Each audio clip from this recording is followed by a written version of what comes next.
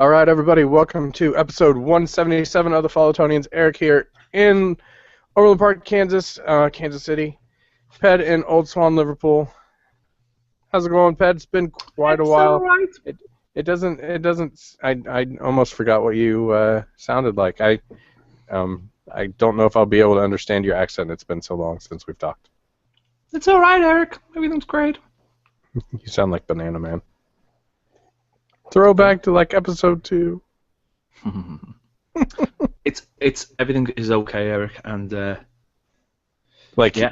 John Football. Stone's ankle ligaments okay, or Football. Coming back. It's coming back in a big way, Eric. what is Football. football? Okay, I've given up now. Yeah.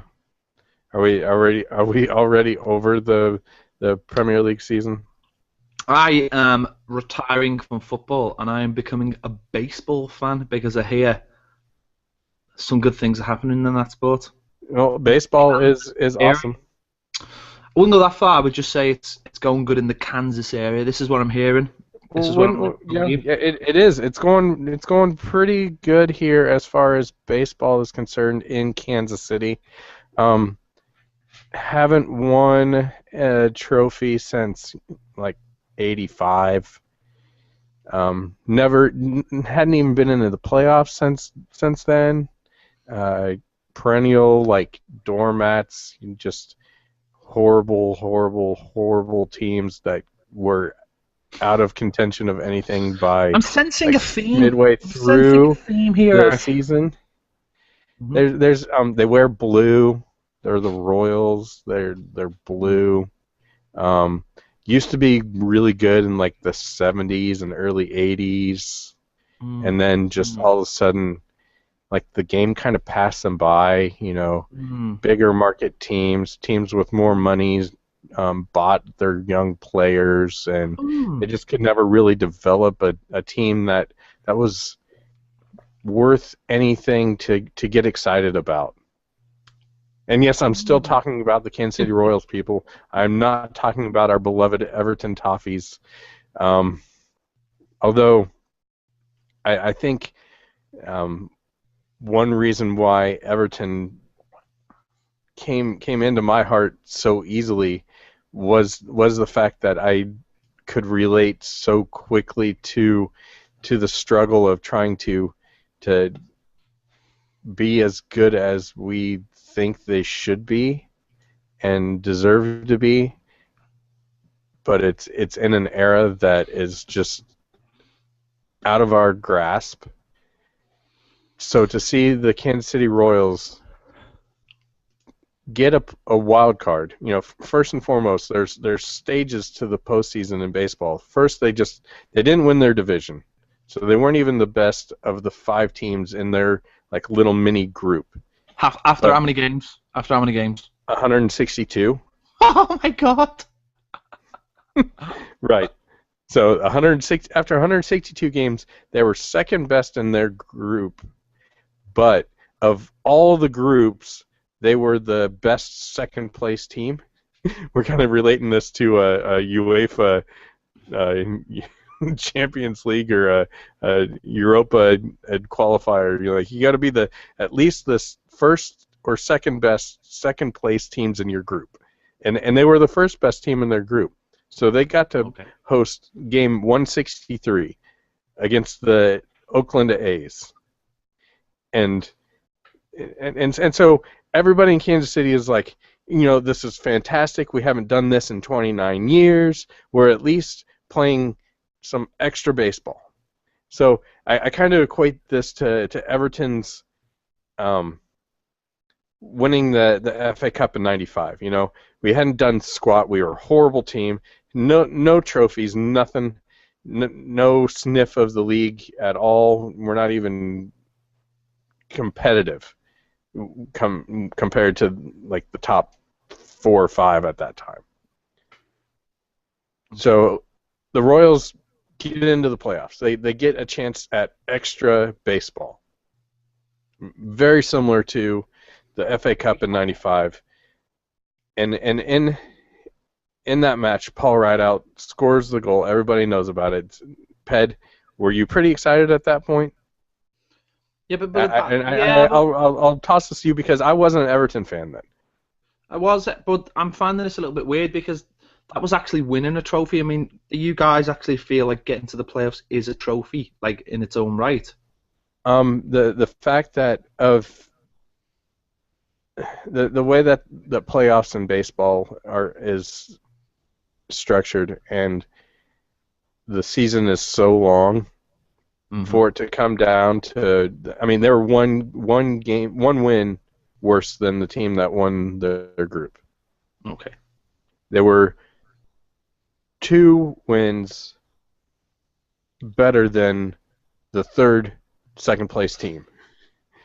So after 162 games, it was a 3 to 4 win swing between winning your group and not being in the playoffs. So yes, getting in at that point, it was very exciting. It was oh, maybe not quite to the level of winning the FA Cup, but I Ju- would say it Can was I can pretty high I up there. can I just say I couldn't even imagine doing imagine doing a baseball podcast. Oh my god! Imagine doing it week by week. You'd have about 12 games to cover in one week.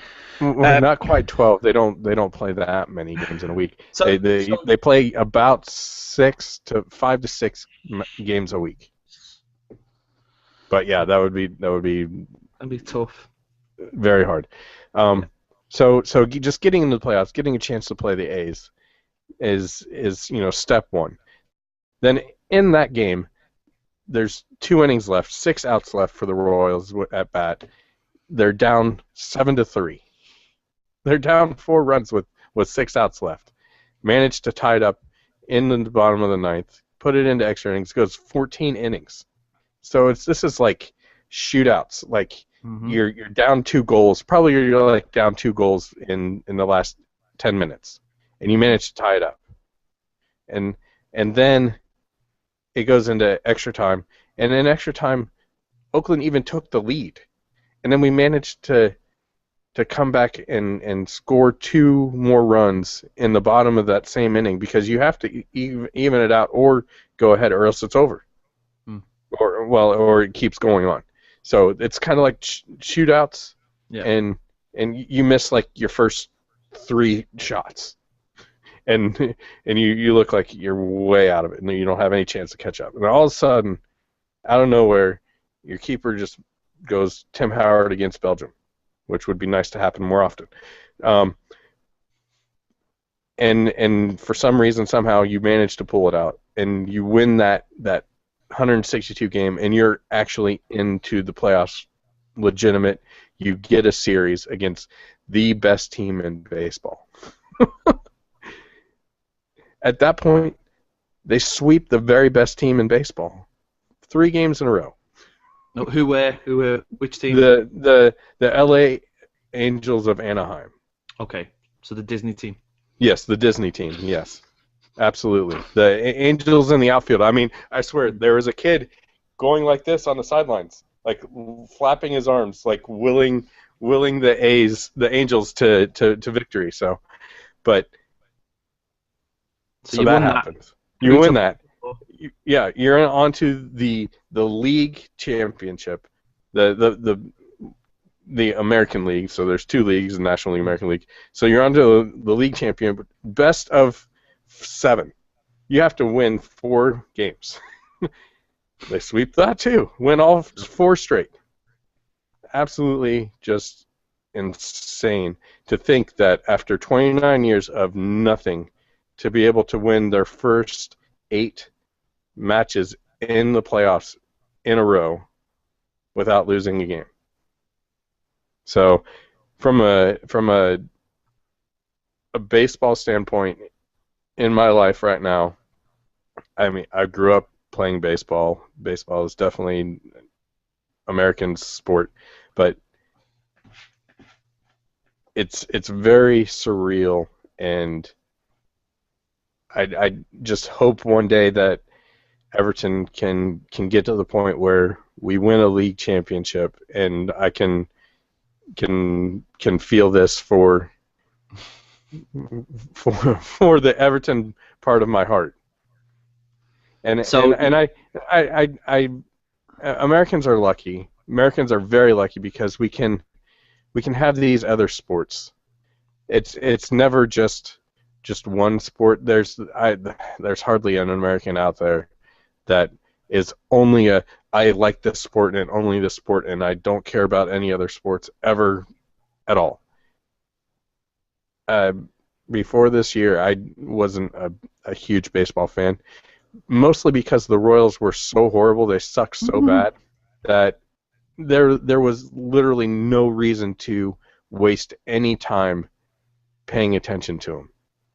Call me a bandwagon fan now. I really don't think that's the case because I have been a Royals fan since birth. I was 7 when in '85 whenever they won the World Series last time. It's just between the age of 7 and 37. It's really hard to get excited about a team whenever they are out of contention um, halfway through the season. so you've got the World Series starting next week then.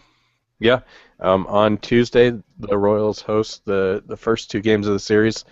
Don't know who we're playing yet, but honestly, after the first 8 games of this postseason, it doesn't matter.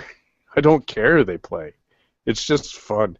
And it's after getting into the playoffs the way they did, the team, the town, everybody that is a Royals fan, and it's becoming just more than Kansas City. It's the entire nation is.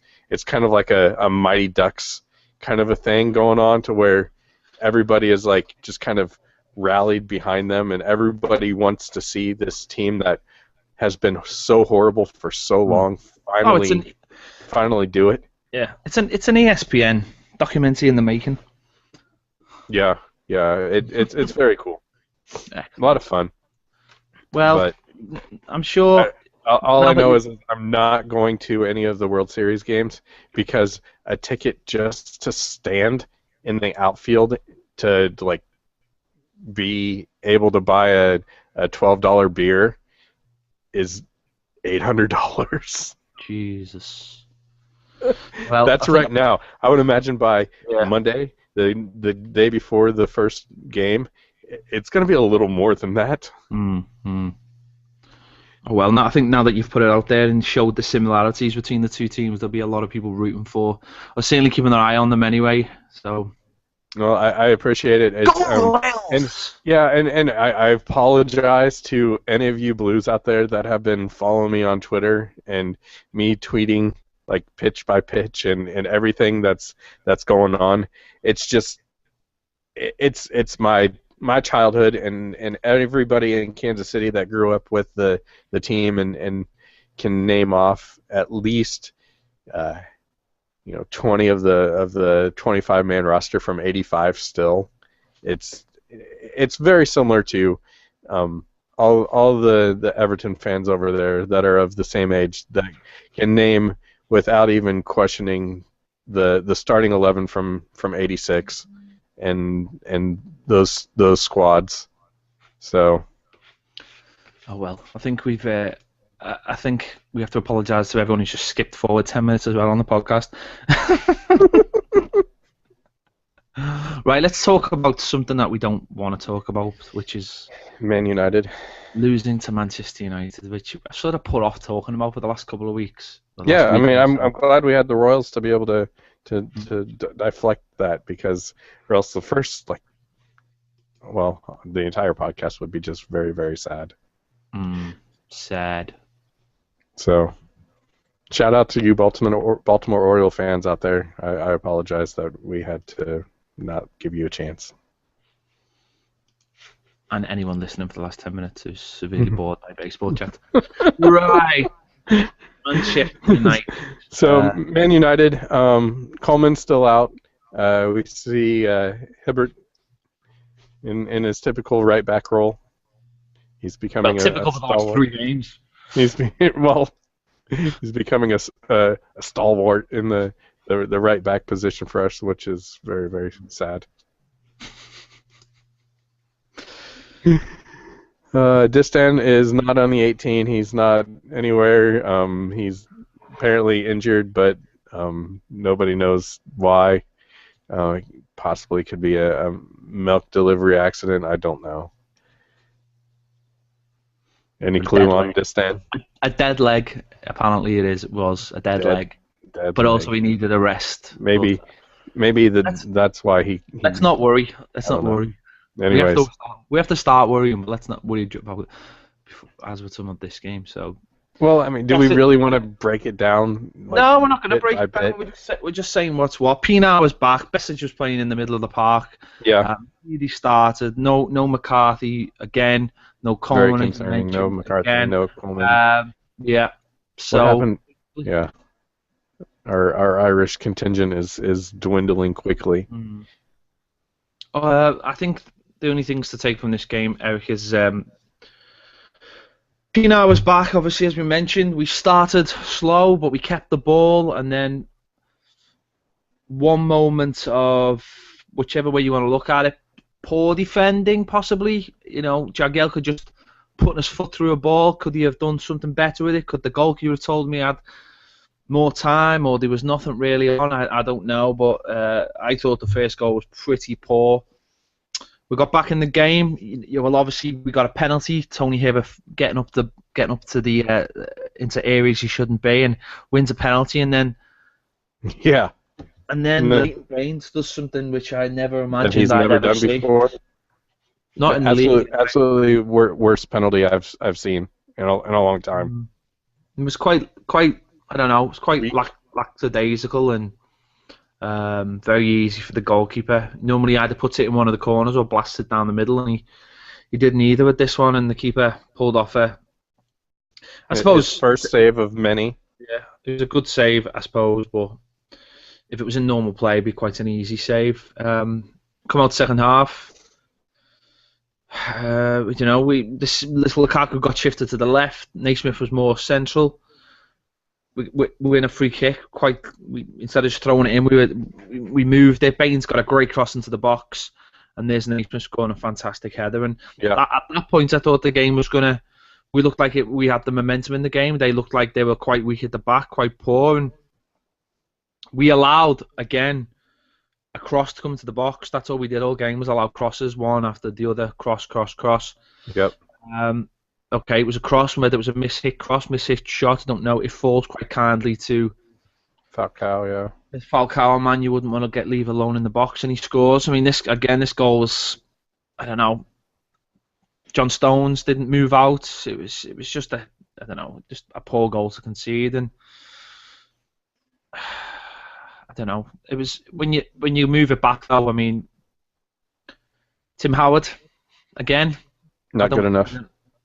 Well, I think that what this goal did was it started to highlight to people who may have been backing him over the last few weeks or last few months, where other people had said, he's making mistakes. I think this sort of opened their eyes up to that he is making mistakes. He's making costly mistakes. I mean, he chased that ball, and instead of just smashing it into Rowe's head, he elects to keep it in play. Now, for me, there's two reasons why he should have smashed it into Rowe's head. Number one is the basic thing. You've just run out to your goal. If you do not make a absolute perfect kick down the pitch, you're in an area you don't want to be. Simple as that. You're in an area you don't want to be. You're putting yourself under pressure. You see this a lot of times where a goalkeeper does this, and they get themselves back into the goal, fair enough, but the concentration is just not there. Their awareness of where they are is just not there. And defenders have to react off that. They see the goalkeepers out of goal. They may have to feel they have to drop back an extra 10 yards in case someone tries a long shot. Just little things like that. And the other reason why he should have just smashed it into the crowd was Stephen Pienaar was down on the floor injured. Right. Now, whichever way you want to look at it, Pienaar was down injured. You want to help a teammate out and hit it into the crowd and give him time to be assessed. And the other reason from that point is it kills time. You kick it into the stand, your player gets assessed. Yeah. It knocks a couple of minutes out of the game. It dies down. It allows your team to get back into position, and the game can go on. And it's actually the second one actually disappoints me more. That, I think he should have just smashed it out and allowed the team to regroup. And Yeah, but I mean, if he you if know, he plays it out in a gentlemanly fashion, Pinar gets attention, we get the ball back. well, It's we mightn't have even have got the ball back. But but we would have but had even at that, you can regroup and restructure, and your keeper's not 2 yards from mm. the sideline, and it was just a comedy. It was just a comedy It's of another errors, and mistake. it was obvious that they were gonna score as soon as that ball was kicked and it didn't go out.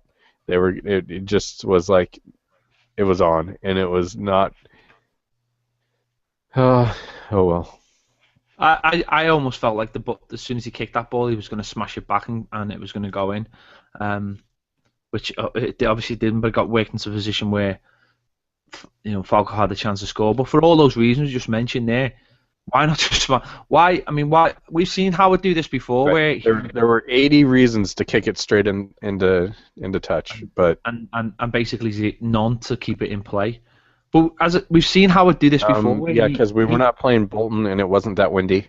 Mm. But he's done this before, where he wants to keep up with Howard with Roberto Martinez's mantra so much of keeping hold of the ball that he sort of refuses to kick it out when that's the simplest thing to do in football. You learn this when you're 5, 6, 7, and 8 when you start playing the game. If in doubt, kick it out. That was always the saying my coaches used to say to me. And maybe that's not part of the Martinez philosophy or mantra, whichever. Let your brain take over in that situation. Do the basic thing, do the easy thing, and that's it. I've been saying for a long time, and people say things, oh well, he's a great shot stopper and all this, but He's got potential to be a great shot stopper. Well, he is, isn't he? He's a good goalkeeper. He's a shot stopper, but it seems like it seems like he's past his best now, and he's costing us points. This now might be the right time to start looking at the second choice goalkeeper, Joel, because how can you allow your keeper to keep making mistakes? And I know what people say, they see him making saves like he did against Wolfsburg, and they see him making saves like he did in the derby. But my argument to that is, if you had another goalkeeper who was better, that goalkeeper would make them saves anyway. And but we don't have another goalkeeper that's better. How do we know that though? But how do we genuinely know that though? Because I honestly, one or two. How many times has Joel played? About 5. Maybe 5, maybe, and they've all been individual games. For a goalkeeper to come in and have a good game without playing with that back four straight away is just, it's not going to happen unless he's really experienced. And I think for a young keeper, would have to come in and play a minimum of 10 games to get to know how to work with that back four and how to play in the Premier League and the different kinds of opponents. It tests you, whether it be teams that throw crosses into the box, whether it be teams that throw long diagonals into the box, whatever. Teams don't even throw crosses into the box now. Mm-hmm. But we've seen it last year with Manchester City. Hart wasn't in wasn't in good form, and the manager took him out. Even though he knew that Hart was the number one, he took him out and he replaced him. And it was for his own good. It was for his own good. It wasn't because he wanted to make the number two the number one. It was basically to say, right, you're making a lot of mistakes. I need you to go out, sit down, watch what's going on, and get some sense of what you're doing wrong. And I think that's what we need to do. I honestly do. I honestly can't see Joel being any worse than Tim Howard at the moment. I really can't. I really can't see it.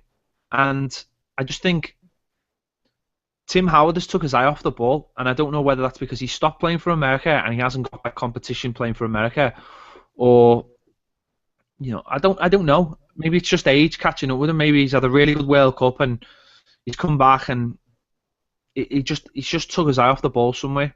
And I think Yeah, if it was it's hard to say. if it was any other position on the pitch, I don't think he'd be playing. I really don't. No, I agree. I agree with you 100%.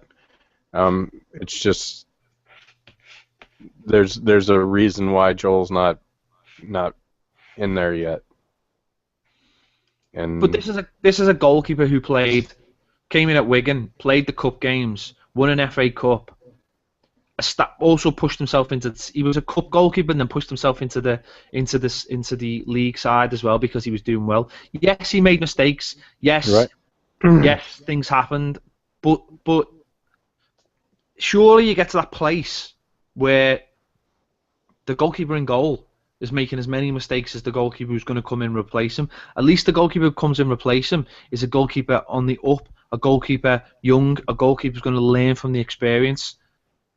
You're going to get something positive out of him. And if you don't, at least then you can look around and say, this goalkeeper's not ready, we've got to go and find another goalkeeper. I just don't feel like Tim Howard is doing enough to keep his place in goal. I really don't. He's been a fantastic servant for Everton, but at the moment, for me, I just think there should be another keeper coming in. I feel very strongly about it because I just think he's getting away with it every week. I think he's getting away with making mistakes, and I think this is a real test for Roberto Martinez to whether he changes or not. It's he only watches Joel in training and knows whether he's good enough. But if he's not good enough, then why didn't he go out and buy another goalkeeper in the summer? I just don't. right. I just don't understand it. Yeah, I don't get it either. Um, Everton did respond to that second goal from United and pushed the effort and made a couple of chances and almost got back into it. If it wasn't for De Gea playing out of his mind, and I don't know how he sees and makes some of the saves that he did, but they were spectacular, no doubt. But in the wildness that was the closing minutes of the match, John Stones unfortunately goes up for a header, comes down and lands awkwardly on his ankle, and as we've now learned, is out for 3 months. Well, he's out for 10 to 12 weeks now. Obviously, it's 2 weeks, nearly 2 weeks since the incident, so Yeah, he's out for 10 to 12 weeks. needs surgery. Just Just mentioning there, you mentioned the goalkeeper, a couple of fantastic saves, one from Osman and one from Oviedo. I mean, imagine if that yeah, had gone in that Oviedo strike to make it 2-2. I mean, they say yeah, Lightning doesn't strike twice, but it nearly did. And we're having a go at the end, and it's a ball in.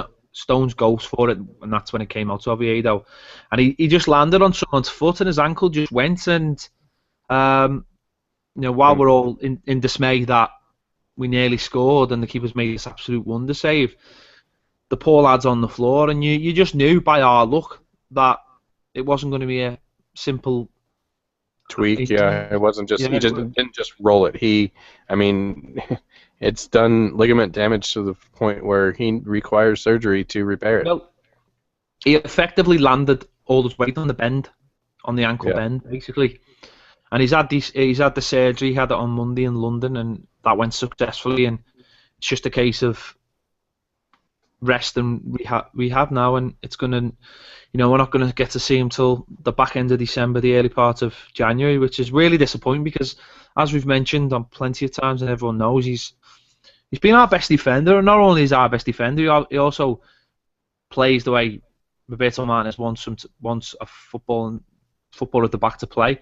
right, And when he plays, Jags switches over to the left, and it help. Jags only has to concentrate on one thing, then defending, and that makes him a better player as far as I'm concerned. And the worry is now we've got 3 months where we're going to have either Distan or Alcaraz playing, and right. that is just huge. That is just huge. Unless he says, right, I'm going to bring Browning in, but you would think he would, for the time being, he'd go back to basics and probably bring Distan Right. in. Well, we've seen Browning out at right back. Um, how would he slot in at center half? Well, he can play. He is a centre half. Basically, he is a centre half. Now I don't know how. He's not. He wouldn't be like John Stones. He's not. Wouldn't be coming out with the ball and being a footballer like him. And he'd have the pace as well. He'd have the pace. It's just, again, he's a young lad. Right. But if he did come in, he would learn a lot from being next to someone like Jags. And so it's hard. It is hard to say. When he was at Wigan, you know, they were raving about him. They thought he was fantastic when he was there. Alan Stubbs, when he was at the club, said he's the best defender at one-on-ones. So from that point of view, he's inexperienced, he's young, but what we've seen from him coming in at both the games at Anfield and Old Trafford, he's fearless. Yeah. Now it's just a case of whether the manager thinks he's good enough. But this is a manager who's got a track record of bringing in young players, giving them a go. But we'll wait and see. I don't necessarily know if this is the right time with everything else that's going on. Maybe maybe it's a chance for Distan to come back in. There might not be an option. It might have to happen. Well, listen, maybe you bring Distan back, you put him next to Jagielka, and you just say, right, back to basics. Do better. Knuckle down. Get back to what you were doing when you were a good defensive partnership. Forget all the nonsense. Forget all the trying to play it out from the back. Just go back to doing what you do best, and that is defending. Or keeping teams from scoring. Yeah, so something like that. I think the good thing is we've played a lot of good teams. Yeah. We're getting very difficult schedule to start off the first 7 matches. We've got a lot of bread and butter football now. Yeah. Hopefully we can beat those teams. Well, that's what we've got. A lot of bread and butter. A lot of teams that really we should be beating. I mean, you look at the next 4 games. Obviously, Villa, Lille away, Burnley away, Swansea at home. You know, that's the remaining part of October, beginning of November against Swansea, and you know that's what you've got to that's what we've got to beat. Are we happy to see the backside of international breaks? Well, we've got incorrectly. I said in the last podcast that this was the last one. We've got another international break in November. In November, which will be the last one for 4 months. I incorrectly got that. Right. Correctly got that wrong. Way to go, Pat. Yeah, way to go. But we've got, obviously we will play the games we just played then, but we've got Lille at home as well and Sunderland away. That's 5 fixtures there. Sorry, 6 fixtures, which I think we should be getting. Certainly the Premier League ones, we should be getting a hefty points return on, yeah. Yeah, and you would hope that the Lille games would get 4 points at the Lille games as well. So yep, it's that. These are a good chance now. You're playing against teams who haven't got fantastic strikers or fantastic sort of men in midfield to cut you apart. We're getting back to a lot of basic huff and puff football. Are you saying that they're not very fantastic, Ped? That's what I'm saying. I'm saying okay. They're not. It's bread and butter football. A lot of it. This is a good chance to for Jags, and if it is this time, to get their heads back together, and Howard if he's in, and to reset themselves and have a good month. Should we talk about that a little bit later, or do we want to just get into it now? Or well, all I was going to say is that it's a good chance to have a good month and then kick on from there, and that's what we're looking for. That's all you can hope. That's all you can hope from now. Yeah. But talking to Jags, I met up with the man this week. Yeah, I was going to say that we're looking for a good month, but you had a good afternoon, evening, meeting up with the club captain, and it was a good afternoon. Yeah. So what were the circumstances around this little meetup that you have been able to wiggle your way into? It was actually for Everton in the community. It was an afternoon tea for It was a celebration for Denise Barrett Baxter. She is in charge of Everton in the community. She's also the vice CEO at the club as well. So she's got a dual role, and she was given an MBE by the Queen last week. And this was a little That means celebration. nothing to me. Well, it means she's better than every American. Every American. Okay. But that's what it means. It means it's old Latin. It just basically means MBE. It's if you get the translation, it just means better than Americans. I would argue that she's not as good as Mike Moustakis, but that's just me. I have no idea. So it was just a little Exactly. afternoon, and it was basically to tell everybody about the good work that Everton community do. To Which we're celebrate very Everton. familiar with, yeah. We are to celebrate Everton the community, to celebrate Everton in the community, to tell everyone the good things that they do, and also give it a little bit of background of where she come from, how she got to the point. So I met up with Jags, but the first thing I asked them was about that goal in the Merseyside derby. All right, let's take a listen.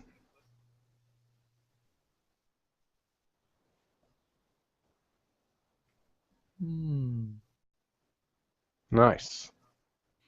If you're listening live on YouTube, you will not be hearing the interview.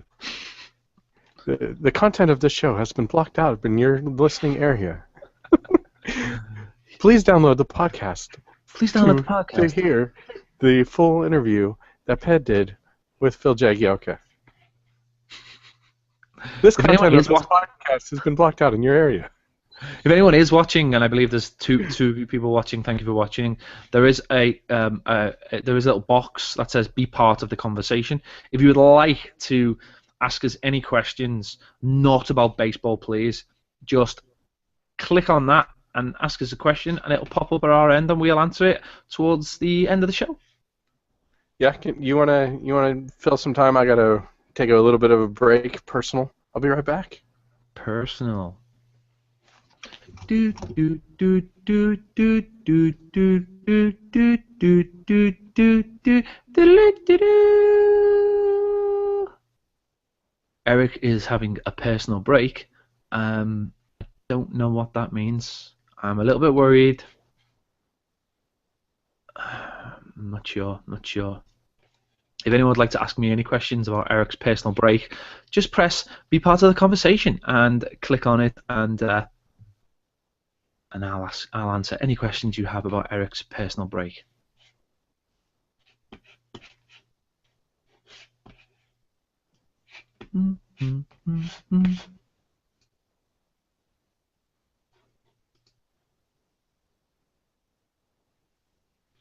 As of yet, we have no questions about Eric's personal. Hey, we have Thalas Nobry who says, "What's up, guy? Do you know Sao Paulo FC?"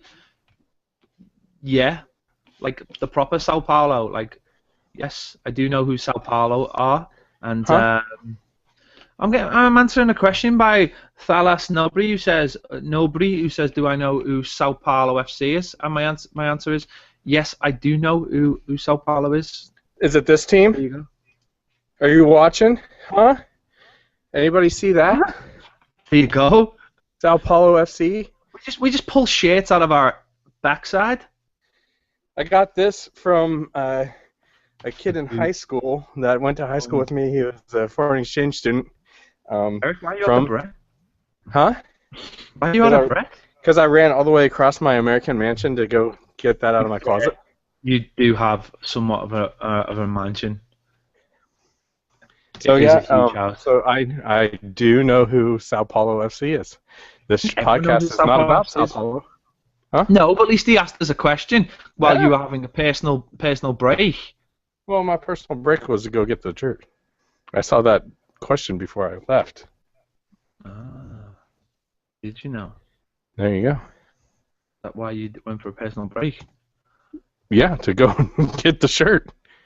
So I could show Dallas Nobre my Sao Paulo FC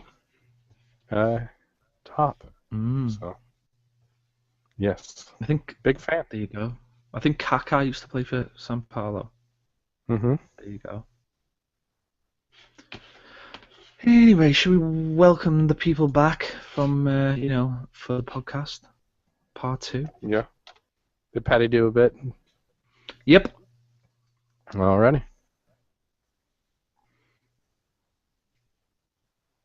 All right, everybody, we're back on Follow Tonians, brought to you by Abscess Services Limited. Can't forget them; they're awesome.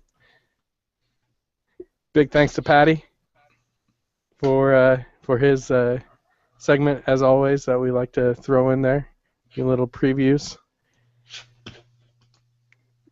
Hosting Aston Villa. You're really selling it, Eric. You're really selling it. Well, I was waiting for you to come Please, back from please your... don't. Please, What? please do never in the breaks run up a flight of stairs and then run back down if you're going to be in this condition.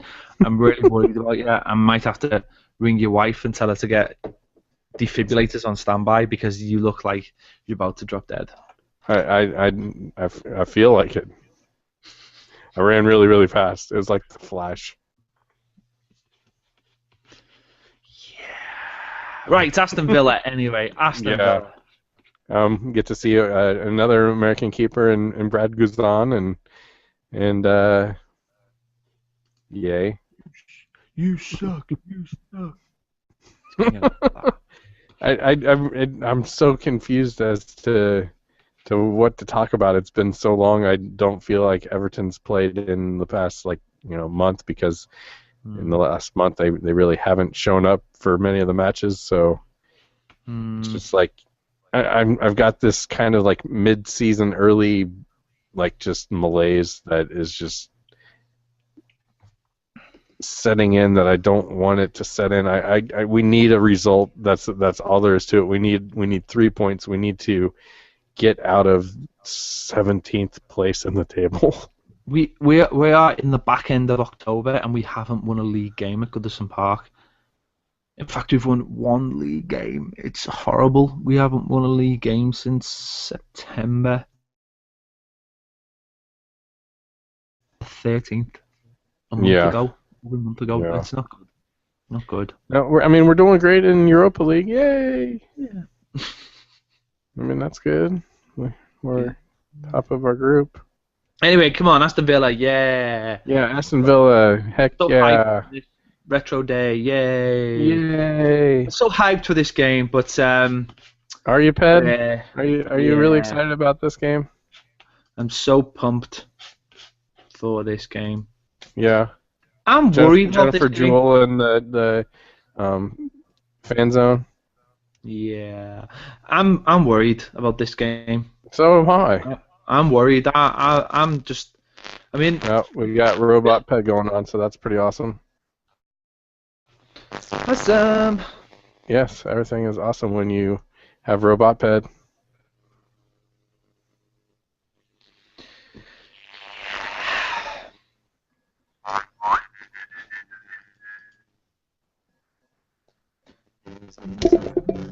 I'm just.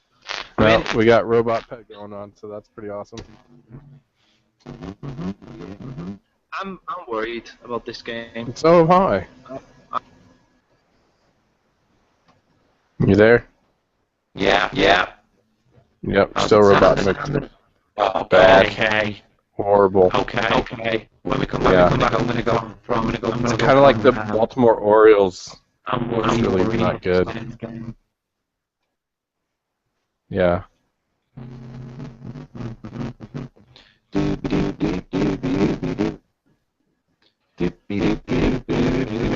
Ask us some questions on Google. Q&A, don't put it on the YouTube page. Because we don't look at it because it's crap. Should we look at it though?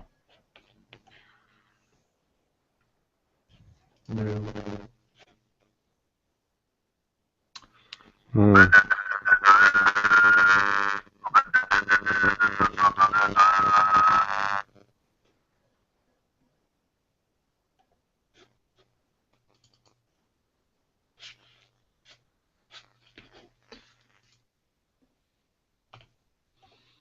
Uh, you there? Sounds like it might be going away. Yes. Yeah, good. You're clear. Clear. All right. Ready, set, go. I'm worried about this game.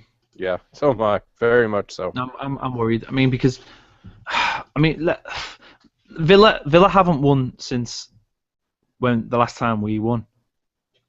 They played September 13th to beat Liverpool 1-0. They've played 3 games since and lost all 3, but those games have been to Arsenal, Chelsea, and Man City. So they've played Right. 3 pretty tough games. But this is the kind of side that they set up to play on the break.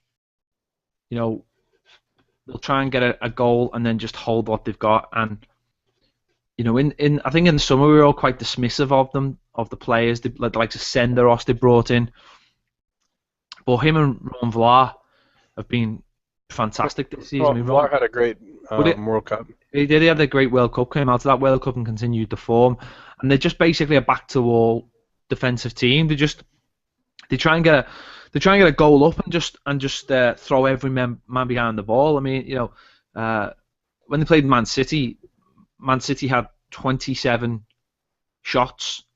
You know, that's what they like. But they only had 7 on target, so they're forcing you to have a lot of like long shots and things like that. That's the kind of way they play. You know, against Manchester City, they only had 32% possession. Again, they won't mind Everton having too much of the ball. Mm-hmm. But they'll try and hit us on the break. They'll try and work us on the break. In players like Agbonlahor, they've got players who can hit you on the break. I mean, that's the way they're set up. So that's why I'm a little bit worried about it. Yeah. You know, they went Especially what sounds out with if Distan's back, our speed quotient drops drastically there. They went to Stoke first game this season. They got a 1-0 win. They went into Liverpool, obviously, got a 1-0 win. You know, Right. You know, The grind. That's the way they want to play. That's the way they want to play. If we can get back to any kind of form, then I'm confident we can beat them. But you know, we're a team struggling for form. We're a team who've got players out injured and are trying to fill the gaps with players who are not up to speed or not up to speed on how we play. So that's where it's going to be. You know, that's where it's going to be difficult. Hopefully, James McCarthy will be back in midfield. You know, hopefully. Seamus Coleman will be back as well, but I mean that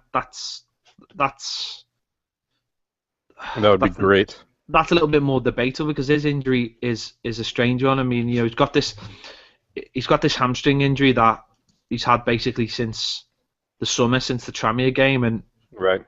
It's I don't know. It's not really going away. Well, as such, it's the monitoring him day by day, so it's hard to put your finger on whether he's going to play or not. You know, so, but you know, hopefully because he can be. Obviously, we all know he can be the difference in games. Hopefully, as I said, McCarthy will be back. Ross Barkley could be back on the bench possibly as well. He's been training all week as well, so that's a really good sign. Good news. We've just got to get through it and get 3 points. I mean, that's all you can do. We've just got to get through it. You know, we're at home. It's not. You know, we haven't been playing terrible. We've been playing in bits and bobs. You know, Manchester United game, part of it we were okay, other parts we were not so okay. You know, the last 5-10 minutes we were fantastic.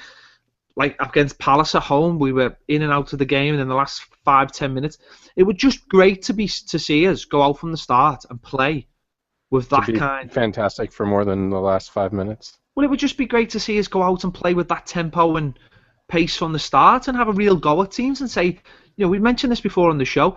Try and get 1-0 up, 2-0 up within the first half an hour, and then start dictating the game. Start playing about with it. You know, that would be really nice. Take the pressure off the rest of the team.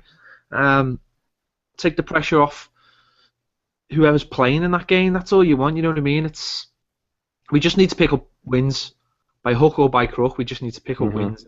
But you know, it has been a couple of weeks, so hopefully McCarthy is back, as we said. We really Yeah. hope Coleman's back, and hope Barkley's up to some kind of form as well, because you know, as we mentioned, the games come thick and fast. We've got Lille on the Thursday as well, where you know a good result there would mean a massive amount. Yeah, I want to touch on a little bit. There's rumblings and grumblings and maybe the few meters rising slightly on the performances of Lukaku to this point in the year. What's your take on people starting to question the dollar amount we spent, or the pounds amount, or whatever, and the quality and the output and the effort?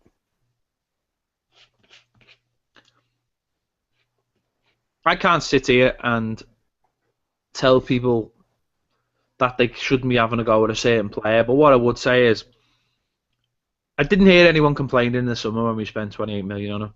I didn't hear anyone say. I heard people saying it's too much, but we were buying a 20-year-old, and we'd already had a season where we'd seen what he could do and what he couldn't do, and hope the managing the manager had the faith in him and knew how he was going to get the best out of him, what he was going to do to make him an all-round good player, and that does not. I've seen nothing that changes my mind on that. He's a young player. Right. He came back from the World Cup. He got injured. Yep.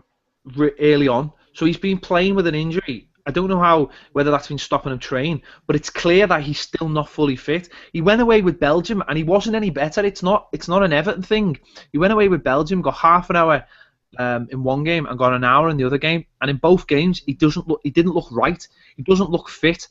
He doesn't look conditionally fit, and I don't know whether he's even over the injury. He's playing through the injury. So from that point of view, I'm not too worried. I know people are saying, well, his body language is all wrong. He's not trying.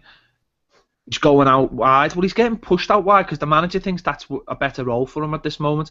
Feels like he can work the channels and create space for that down the middle for the likes of Naismith, which against Manchester United in the second half, it worked. Yeah. He's not bossing people. He's not bullying defenders. Maybe that's a result of the injury. He's not the same player we saw last season, and I think it's because of the injury. But I've got faith. The other reason is I think because when he has a player like Ross Barkley playing around him, he's a much better player. There seem to be players that are on the same wavelength. Kevin Morales is the same. They seem to be very much on the same wavelength, and he, up to this point in the season, he just hasn't had that connection with any other player. But you know what? We're only, again, the whole team's playing poor. It's only, you do want your big players to take that pressure off and score your goals. And when he came into the side last season, that's what he done. He came into a side that was struggling, a team that was learning how to play a new system, and he scored the goals that won his game to give us that breathing room. And it's just not happening yet. But let's not all get on his back. He's a very, very young kid who's still very much learning his trade. So, give him a little bit of breathing room. The £28 million, not his fault. That's not his fault at all. Right. That's just whatever. When you want a player who's owned by a big club, the big club are going to dictate the price. Of course they are. They know what the market is, and we paid what we had to pay for him. I think. Because if it wasn't us, it was Wolfsburg. If it wasn't Wolfsburg, it was another club. It was going to be somebody. Yeah, Juventus or Wolfsburg, these big clubs were going to pay it. We paid it. We showed a lot of ambition. And it'll click. Something hopefully will click. He's not a bad player. He's a developing player. There's parts of his game that are not as well advanced as other parts. And the parts that are advanced, I don't think we're playing into those parts of his game. He likes the ball to his feet where he can run at plays. He likes the ball. How many times late on the last season, did we see it when the ball was getting played in front of him for him to knock the ball? He hasn't been getting anything like that. He just doesn't look on it. But there'll come a point where he does come on it, and it'll come very quickly. Now, he might start on Saturday and he might get an early goal, and that might just completely change things for him. Sometimes that's all it takes. That's all it takes sometimes. So If there was Is it? another option, I'm sure Roberto Martinez would say, "Listen, I'll put you out, leave you out for now." Or I mean, it was really surprising that Etu didn't come off the bench against Manchester United for him. But that's what the manager chose. You know, that's what he thought. Maybe he thought he was tired after Krasnodar, etc. So, you know, it's hopefully, you know, the next month, if he can get a couple of, well, if he can get, you know, get on a run of scoring goals, things will change for him, and he'll get it back. And that sometimes all it takes is a lucky break, and things can change for you. Yeah. Is this a must-win match for Everton? I think all games are must-wins, aren't they? But certainly looking at now, you know, we're playing Villa, you know, a team like Villa, who really we should be beating. You know, we've done the double over them last season. If we want to finish, you know, anywhere in a decent position, these are the games we've got to win. I mean, I'm not really bothered with the table at the moment because, you know, a couple of wins the way it is at the moment can push you into the top 5 or 6. I mean, that's the way the league is at the moment. We've got to have a good month. We really got to have a good month. We've got to not only double our points tally of what we've got now. We've got to maybe, you know, we've got to maybe get 3 times what we've, you know, every game is winnable over the next month. You know, the next 3: Villa, Burnley away, and Swansea at home. That for me is there's got to be there's a lot of points there that there's got to be at least 7 points from them games, and then we play Sunderland away and West Ham at home. And again, they're another 2 games where you're thinking, you know, you want to get 4 points out of those games. Now, I mean, the next 5 games, there's got to be a minimum of 11 points, realistically, for me. I think, you know, you want to do anything in your season. If you're playing those kind of teams, you've got to get 11 points, and you know, 11 points in the next 5 games would give us 17 points from 12 games, which wouldn't be terrible. It's still not a great start, but it wouldn't be terrible. So that's what you got to be looking at, because the problem is that you've played those 5 games and you're in the back of November then, and you're thinking to yourself, well, when is your season going to start? When is it going to kick-start? You know, we want to have a decent season. We want to have a decent season in Europe as well. But you've got to start picking up wins. You've got to start getting that momentum. You've got to start getting that traction. Or we won't be doing anything this season, and we'll be looking over our shoulder, and that's when it does become a worry. Not that I'm thinking anywhere near that point, but, you know, come on, it's time to start just winning games. You don't even have to be, you know what, you don't need to play well to win games in the Premier League. You just need to be solid and go about things the right way, because we're not a bad side. We've just been playing poorly in games and giving stupid goals away.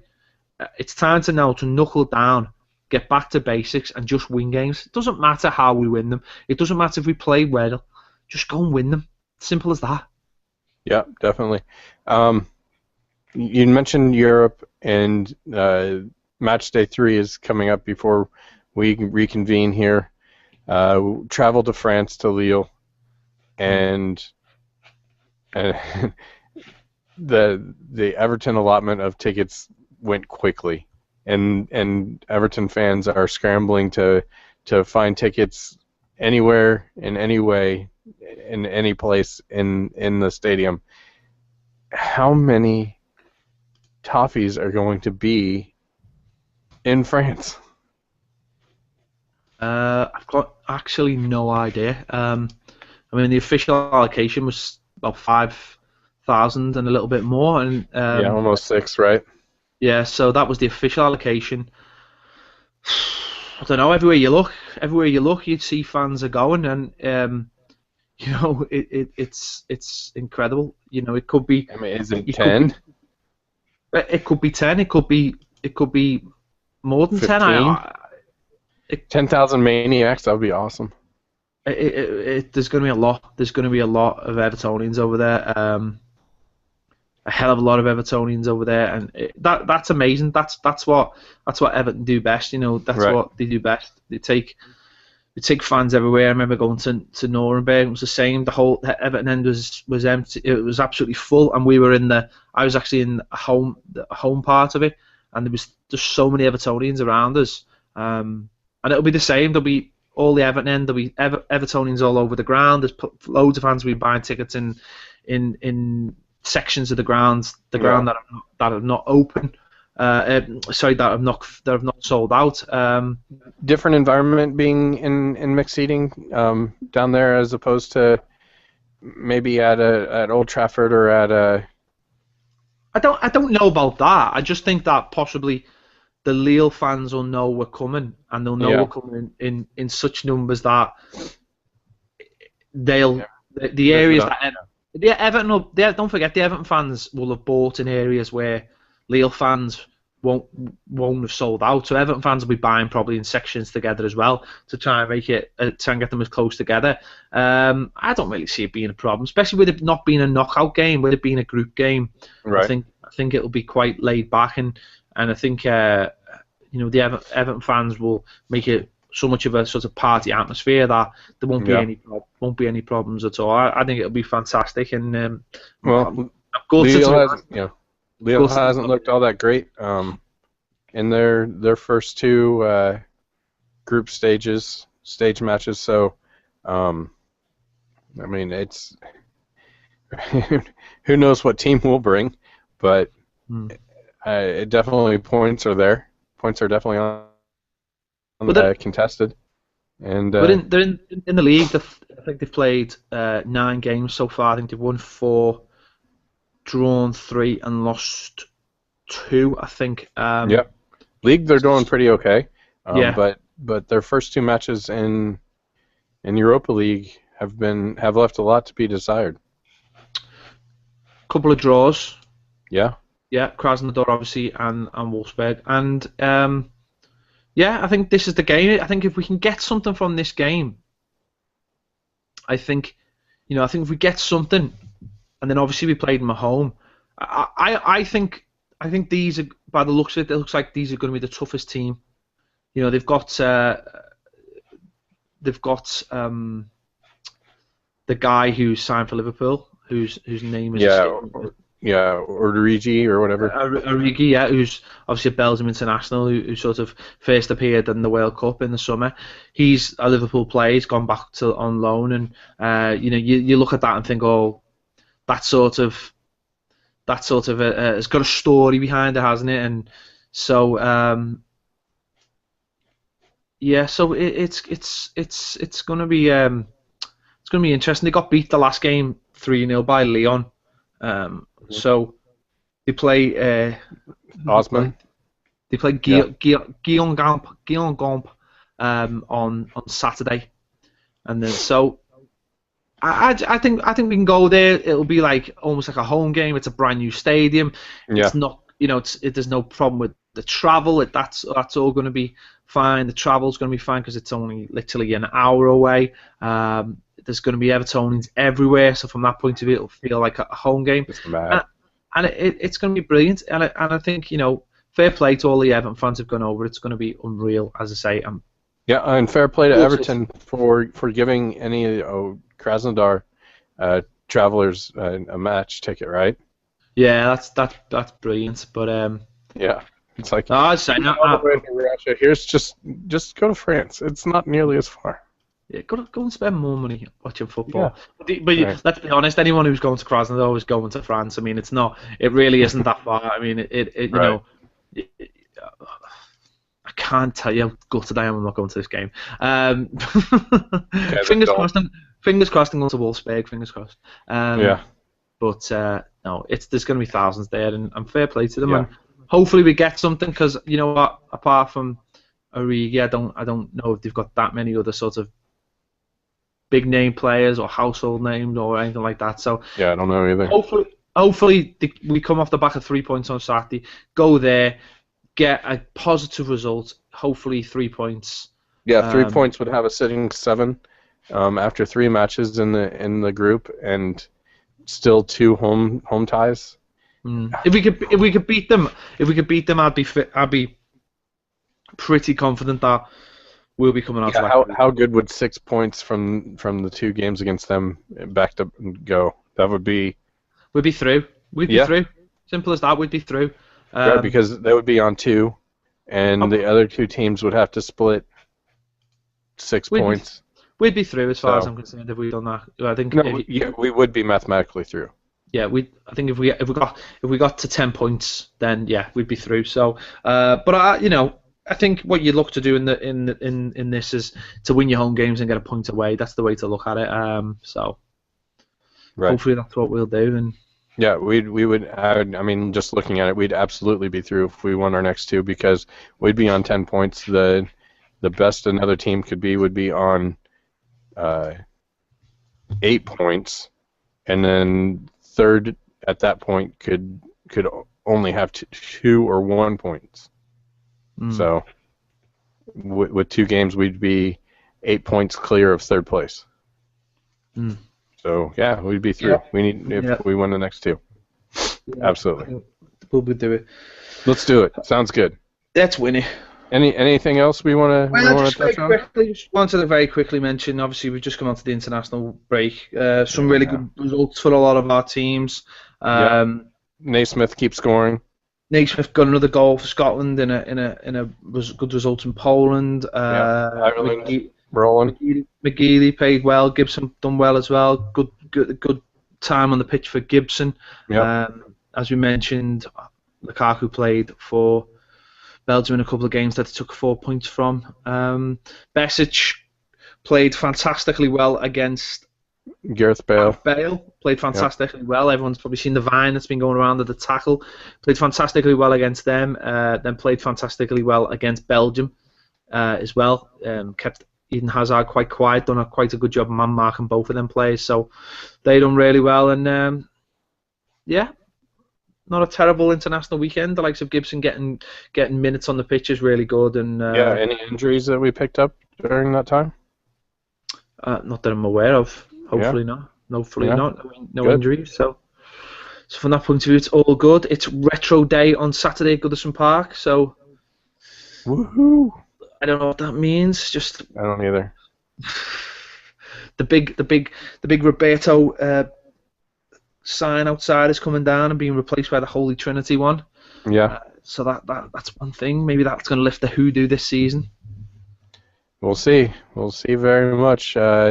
It's good to be back at it, talking about games. I just do not like international breaks. It's just getting very old, especially after World Cup summer. It's just like FIFA, just take a break. Seriously, at least until January. Nobody wants to play these matches. Nobody cares. Fair enough. Just get on it. Just get on with the let the leagues take over and get on with it. No one wants internationals for at least 6 months. So that's my 2 cents worth. Go Royals, and come on you Blues, let's go.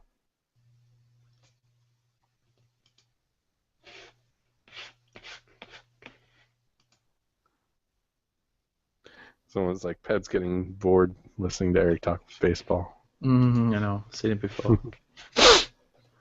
Alright guys, thanks for watching. Yep. Cheers, ears. Bye now. Bye.